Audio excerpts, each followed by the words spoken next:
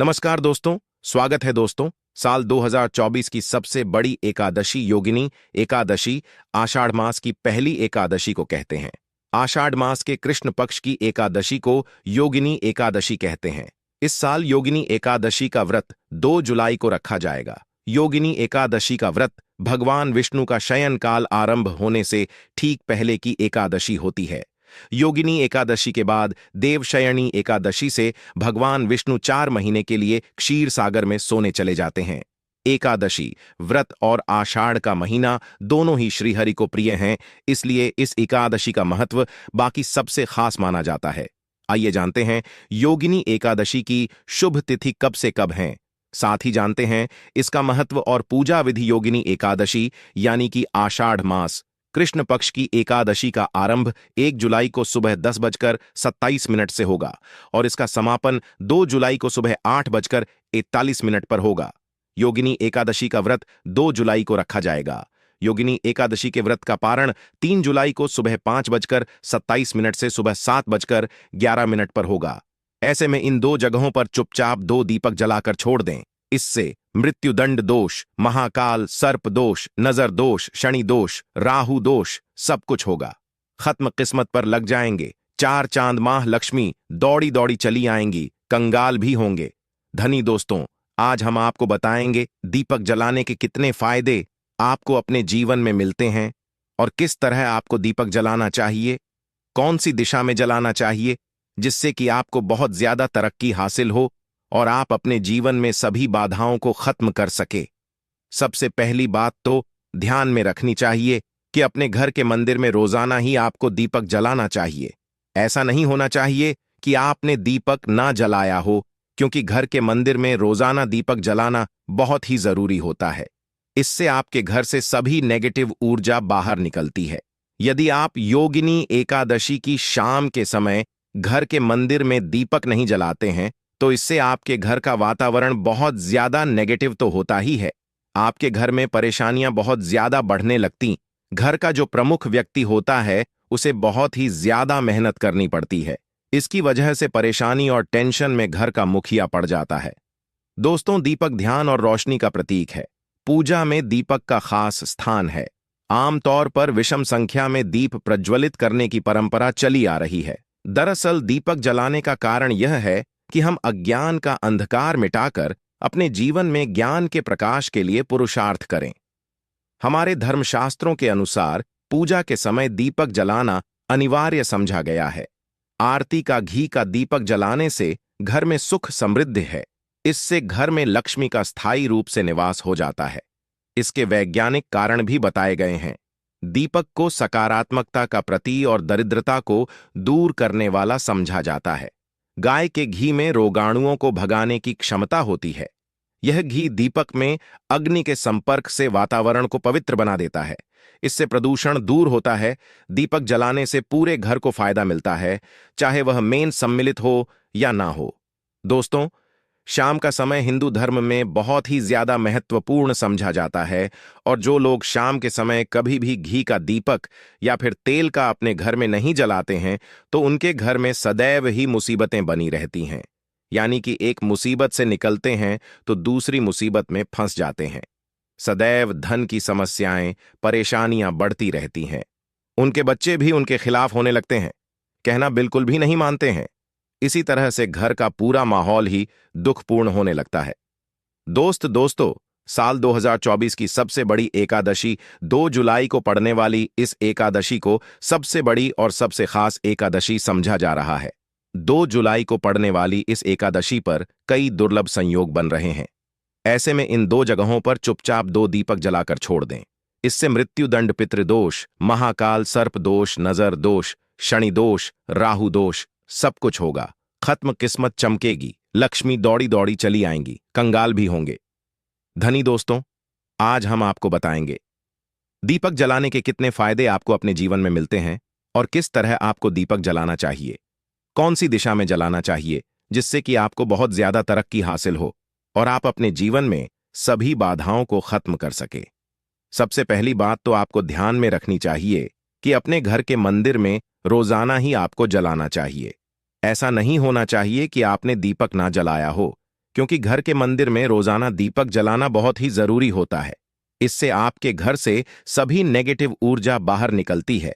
यदि आप शाम के समय घर के मंदिर में दीपक नहीं चलाते हैं तो इससे आपके घर का वातावरण बहुत ज्यादा नेगेटिव तो होता ही है, आपके घर में परेशानियां बहुत ज्यादा बढ़ने लगती हैं। घर का जो प्रमुख व्यक्ति होता है उसे बहुत ही मेहनत करनी पड़ती है। इसकी वजह से परेशानी और टेंशन में घर का मुखिया पड़ जाता है। दोस्तों, दीपक धन और रोशनी का प्रतीक है। पूजा में दीपक का खास स्थान है। आमतौर पर विषम संख्या में दीप प्रज्वलित करने की परंपरा चली आ रही है। दरअसल दीपक जलाने का कारण यह है कि हम अज्ञान का अंधकार मिटाकर अपने जीवन में ज्ञान के प्रकाश के लिए पुरुषार्थ करें। हमारे धर्मशास्त्रों के अनुसार पूजा के समय दीपक जलाना अनिवार्य समझा गया है। कर घी का दीपक जलाने से घर में सुख समृद्धि है। इससे घर में लक्ष्मी का स्थायी रूप से निवास हो जाता है।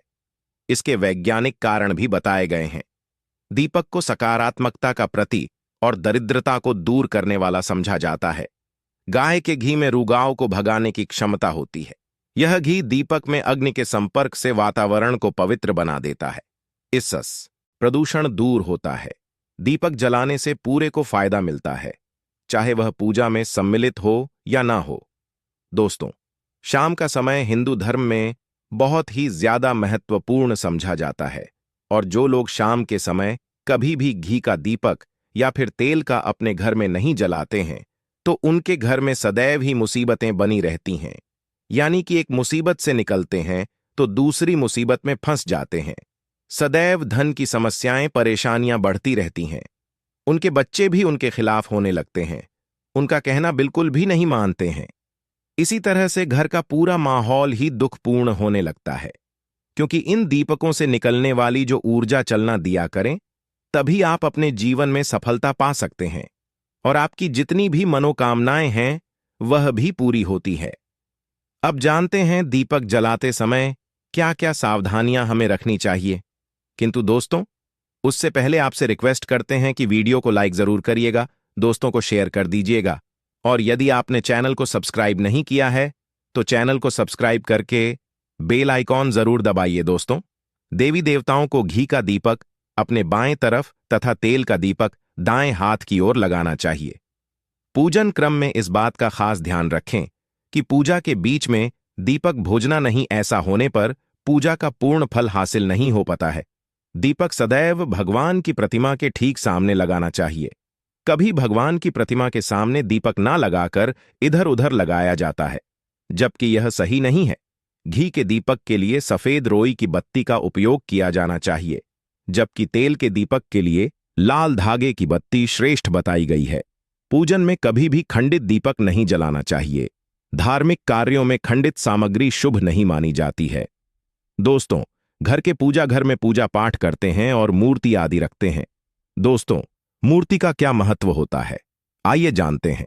जिस घर के पूजा घर में एक साथ यह दो मूर्तियां होती हैं, वहां पर बनता है राजयोग और दुनिया आपके कदमों में आ जाती है। कहने का तात्पर्य यह है कि आपको सर्व सुख हासिल हो जाता है, जिसकी आपने केवल कल्पना की है, जिसकी आपने मनोकामना की है। दोस्तों, घर के पूजा घर में हम पूजा पाठ करते हैं। इस माध्यम से कुछ चीजें पाने के लिए प्रभु को का प्रयत्न करते हैं ताकि हमें इच्छित फल की हासिल हो जाए और हम उसी अनुरूप घर के अंदर आदि लगाते हैं ताकि हम उन देवताओं का सुंदर मुख देख सकें और उनका आशीर्वाद हासिल कर सकें।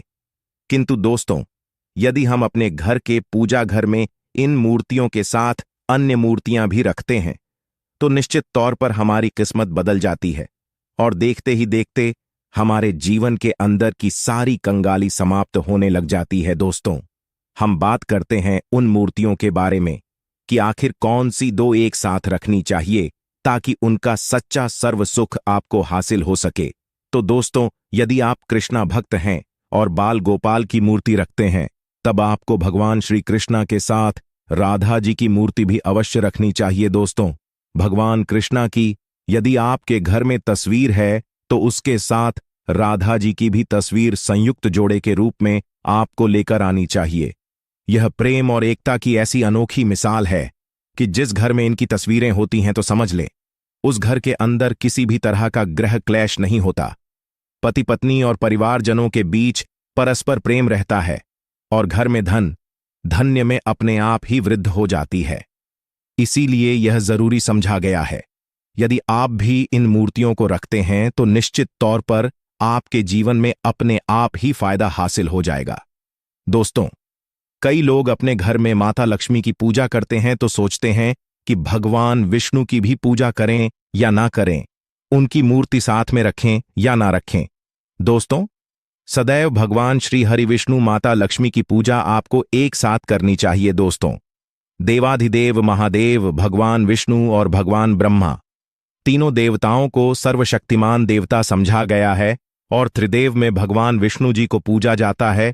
तो यदि आप अपने घर के पूजा घर में लक्ष्मी नारायण जी की संयुक्त रूप में पूजा करते हैं, निश्चित तौर पर आपके घर में दिन दुगुनी रात चौगुनी वृद्धि देखने को मिलती है। दोस्तों, इसलिए आप भगवान विष्णु जी के साथ माता लक्ष्मी की पूजा अवश्य करें। यदि माता लक्ष्मी की तस्वीर है तो आपको उनके बाएं तरफ भगवान श्री गणेश और भगवान श्री कुबेर जी की मूर्ति या तस्वीर अपने घर के मंदिर में अवश्य लगानी चाहिए। यदि आप माता लक्ष्मी के बाएं तरफ भगवान श्री गणेश की मूर्ति लगाते हैं या तस्वीर लगाते हैं तो आपको निश्चित तौर पर लाभ हासिल होता है और देखते ही देखते आपके जीवन के अंदर की कंगाली समाप्त होने लगती है। तो धन हासिल के लिए आपको लक्ष्मी गणेश जी की संयुक्त रूप से पूजा करनी चाहिए। समझा जाता है माता लक्ष्मी धन देती है तो श्री गणेश रिद्धि सिद्धि के दाता हैं, वे बुद्धि का विकास करते हैं, इसी वजह से उनकी पूजा बहुत जरूरी मानी गई है। दोस्तों, कई लोग पूछते हैं कि अपने घर में हनुमान जी की तस्वीर या रखे या ना रखे, उनकी पूजा करें या ना करें। तो दोस्तों, निश्चित तौर पर हनुमान जी की मूर्ति या तस्वीर अन्य देवी देवताओं के साथ घर में रख सकते हैं। इससे ना कोई दोष लगेगा, ना ही आपके ऊपर हनुमान जी क्रोधित हो जाएंगे। इसके अलावा प्रश्न उठता है कि प्रभु श्री राम की तस्वीर घर के पूजा घर में रखते हैं तो साथ हनुमान जी की तस्वीर रखें या ना रखें। दोस्तों, भगवान श्री राम के प्रिय भक्त हनुमान जी हैं और निश्चित तौर पर दोनों की पूजा से आपको उतना ही आशीर्वाद हासिल होता है जितना कि आपको जी की मूर्ति या तस्वीर का पूजन करने से मिलता है। या फिर सबसे अच्छा है कि आप श्री राम दरबार की तस्वीर अपने घर में लेकर आए और श्री राम दरबार की तस्वीर का पूजन करें, या उनकी मूर्ति या उनसे जुड़ी किसी तरह की कोई चीज आपके पास है तो आप उनका पूजन करें। सारे देवी देवताओं का आपको आशीर्वाद मिल जाता है। हनुमान जी से लेकर सीता माता, भगवान श्री राम और अन्य देवी देवताओं का भी आशीर्वाद मिल जाता है। निश्चित तौर पर अपने घर के पूजा घर में एक साथ आप यह तस्वीर रख सकते हैं। इससे आपके जीवन में राज योग की हासिल हो सकती है। दोस्तों, इसी तरह यदि आप अपने घर के पूजा घर में या किसी अन्य स्थान पर यदि कोई तस्वीर रखना चाहते हैं और उसे लगाकर अपने घर में लाभ हासिल करना चाहते हैं तो अपने घर में या पूजा आपको निश्चित तौर पर त्रिदेव की तस्वीर या मूर्ति एक ही स्थान पर लाकर अवश्य रखनी चाहिए। ब्रह्मा, विष्णु और महेश, इन तीनों की संयुक्त से एक साथ तस्वीर अपने घर के मंदिर में या अपने घर में कहीं भी लाकर रख देनी चाहिए। समझा जाता है कि इन तीन देवताओं के एक साथ दर्शन करने मात्र से हमारे बड़े से बड़े विघ्न और बड़े से बड़े कर्ष ऐसे ही समाप्त हो जाते हैं। इसी वजह से इन तीनों की एक साथ में तस्वीर या मूर्ति लाकर आपको पूजा अवश्य करनी चाहिए। दोस्तों, अब बात करते हैं कि कुछ ऐसी तस्वीरें होती हैं या ऐसी मूर्तियां होती हैं जिनको आपको अपने पूजा घर में स्थान ही नहीं देना चाहिए। यदि आपने इन तस्वीरों को या मूर्ति को अपने घर के पूजा घर में स्थान दिया है तो समझ लीजिए कि आपको कंगाली का सामना करना पड़ेगा या फिर देवी देवताओं की क्रोध का सामना करना पड़ेगा। दोस्तों, और एक बात बता दें कि मंदिर में कभी भी विषम संख्या में गणेश जी की मूर्तियां ना रखें, जैसे कि 1, 3 या 5 ऐसे रखना समझा जाता है। 2 मूर्तियों को एक साथ रखना शुभ समझा गया है। यदि आप सिर्फ गणेश जी की मूर्ति रखते हैं तो इसके अलावा किसी भी तरह की मूर्ति आपको नहीं रखनी चाहिए। दोस्तों, स्थापित करते वक्त ध्यान दें कि गणेश जी का चेहरा सदैव घर के मुख्य दरवाजे की तरफ होना चाहिए ताकि आपको अच्छे और सच्चे धन लाभ की हासिल हो। और इस बात का ध्यान रखें कि घर में अंगूठे से बड़े आकार का शिवलिंग आपको भूल कर भी नहीं रखना चाहिए। सदैव एक छोटा सा शिवलिंग रखें और इससे ज्यादा शिवलिंग नहीं रखने चाहिए दोस्तों। वैसे तो कोई अपने घर में शिवलिंग रखना ही नहीं चाहिए, उसके बाद भी यदि रखते हैं तो अंगूठे से बड़े आकार का शिवलिंग आपको नहीं रखना चाहिए। आप छोटा शिवलिंग रख दें और ध्यान रखें कि एक से ज्यादा शिवलिंग आपको भूलकर भी नहीं रखने हैं। घर में यदि आप शिवलिंग रखते हैं तो शिवलिंग के ऊपर आपको तुलसी भूलकर भी अर्पित नहीं करनी चाहिए। यदि आपने शिवलिंग रख लिया है और उस पर तुलसी अर्पण कर दी तो देवी देवताओं के का आपको सामना करना पड़ेगा। दोस्तों, मंदिर में यदि आप जी की तस्वीर रखना चाहते हैं, आप हनुमान जी के अनन्य भक्त हैं, तो बैठे हुए हनुमान जी की मूर्ति ही रखें। उन्हें शिवा का 11 रुद्र अवतार समझा जाता है, इसलिए उनकी भी शिवलिंग की तरह ही मूर्ति रखें।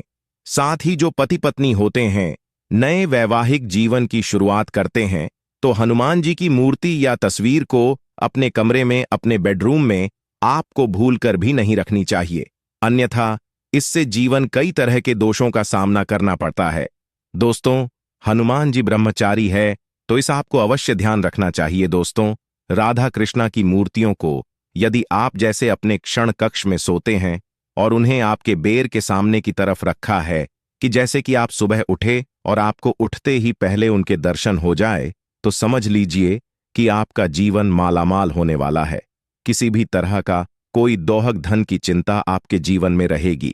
दोस्तों, इसी तरह यदि माता दुर्गा की तस्वीर आप अपने घर में लेकर आना चाहते हैं और चाहते हैं कि माता दुर्गा की तस्वीर के माध्यम से आप जीवन में समृद्धि देखें, तो दोस्तों, भूलकर भी आपको माता दुर्गा की क्रोधित अवस्था की तस्वीर, जैसे कि महाकाली की तस्वीर या फिर महिषासुर का वध करते हुए या क्रोधित अवस्था में माता लक्ष्मी की, माता दुर्गा की तस्वीर लाकर आपको उनकी पूजा नहीं करनी चाहिए। दोस्तों, सदैव और सुंदर मुख वाली तस्वीर ही अपने घर के अंदर लाकर पूजा करनी चाहिए। इसे बहुत ही शुभ और मंगलकारी समझा जाता है। दोस्तों, इस बात का ध्यान रखें कि यदि आप अपने घर में मूर्तियां रखते हैं तो आपको इन पर भूलकर टूटे हुए चावल नहीं चढ़ाने चाहिए, और बेहतर होगा कि आप हल्दी में चावल को पीला करके ही वह चावल चढ़ाएं। किंतु टूटे हुए चावल आपको भूलकर भी माता लक्ष्मी को या अपने घर में देवी देवता नहीं चढ़ाने चाहिए। दोस्तों, इसी तरह इस बात का भी ध्यान रखें कि अपने घर के मृत परिजनों की या पूर्वजों की तस्वीर मंदिर में स्थापित न करें। ऐसा करना अशुभ समझा जाता है, और यदि आप ऐसा लगातार कर रहे हैं तो निश्चित तौर पर आपके परिवार के ऊपर दोष लग सकता है, पितरों का भी दोष सकता है। पितरों की पूजा एक अलग स्थान पर की जाती है, घर के मंदिर में उनको स्थापित नहीं किया जाता है। दोस्तों, इसी तरह भगवान भैरव की तस्वीर या भगवान शनिदेव की, राहु केतु की इस तरह की तस्वीरें अपने घर में नहीं लेनी चाहिए। प्रतीकात्मक रूप से आप घर के पानी रखने के स्थान पर उनकी पूजा कर सकते हैं, क्योंकि इनकी साधना तंत्र मंत्र और खास पद्धति से की जाती है। घर के अंदर आप ऐसे ही इनका पूजा पाठ नहीं कर सकते। तो दोस्तों, आज के लिए बस इतना ही। आपसे निवेदन है कि आप हमारे चैनल को सब्सक्राइब करें और अपने दोस्तों के साथ शेयर करें। आप सभी का धन्यवाद।